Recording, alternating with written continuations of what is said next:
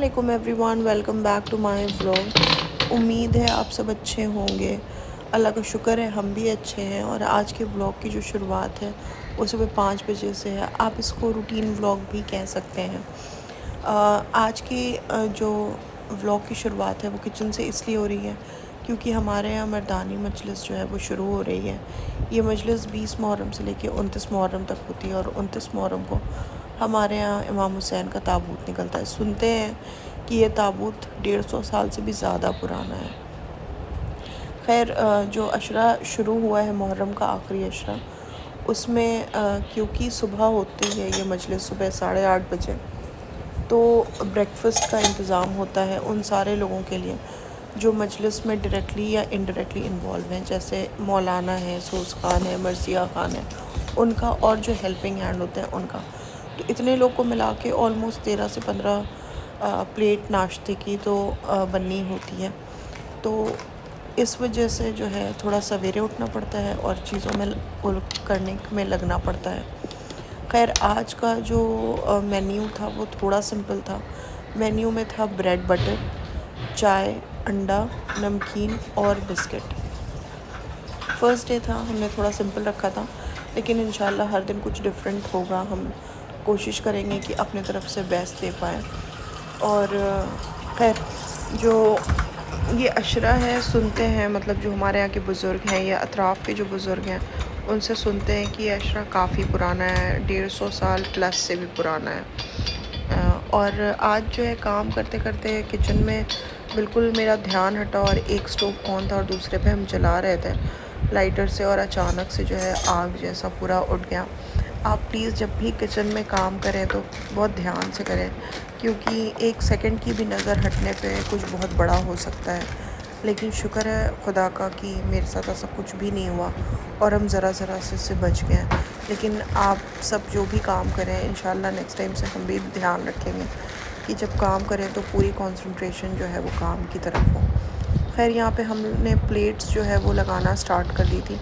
जितनी टेबल पे फ़िक्स हो पाई हमने उतना पहले रख दिया था। और बिस्किट हमने नहीं खोला था क्योंकि टाइम था अभी, नाश्ते में बिस्किट जो है बिल्कुल सॉफ्ट हो जाता, इसलिए हमने बिस्किट का पैकेट ऐसे ही रख दिया था। और फ़िलहाल हम जो है वो चाय की तैयारी कर रहे थे कि बस चाय बन जाए। और चाय हम पूरी तरह से नहीं पकाएंगे क्योंकि टाइम था और ज़्यादा चाय पकाने से बहुत कड़ी हो जाती है। बहुत से लोग उसको पीना पसंद नहीं करते, तो हम बहुत लाइट सी बनाएंगे, मतलब एक बॉईल आने तक बनाएंगे और फिर जो है वेट करेंगे। खैर, किचन में काम करते करते जो है ऑलमोस्ट 45 मिनट से ऊपर हो चुका था और मुहद्दिसा अकेले कमरे में सो रही थी, तो हमने सोचा कि एक बार चेक कर लिया जाए उनको, क्योंकि गिरने का तो उम्मीद थोड़ा कम है लेकिन डरने की उम्मीद बहुत ज़्यादा है।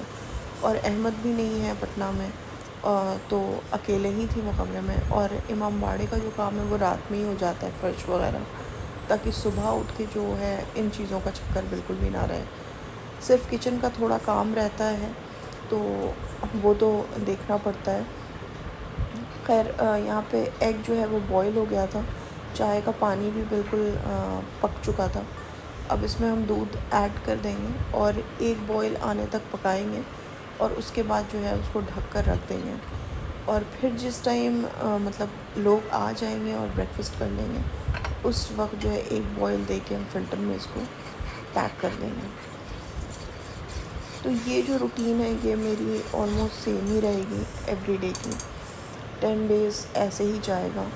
और अच्छा इस बात का लगता है कि आप कुछ कंट्रीब्यूट कर पाते हैं इन चीज़ों में, वरना बहुत से लोग इससे बिल्कुल डिस्टेंस पे रहते हैं। और बहुत शुक्र है कि हमको ये सब करने के लिए मिला।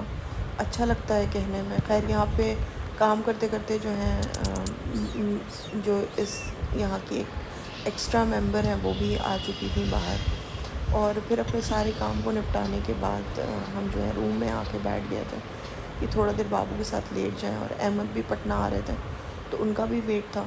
और फिर दोपहर में सारी मजलिस वगैरह करने के बाद औरतों की, क्योंकि मेरी नंद पटना आई हुई थी, तो हम थोड़ा सा उनके साथ बाहर गए और फिर हम लौटे घर। If you like my vlog, do like, share and subscribe. Thank you.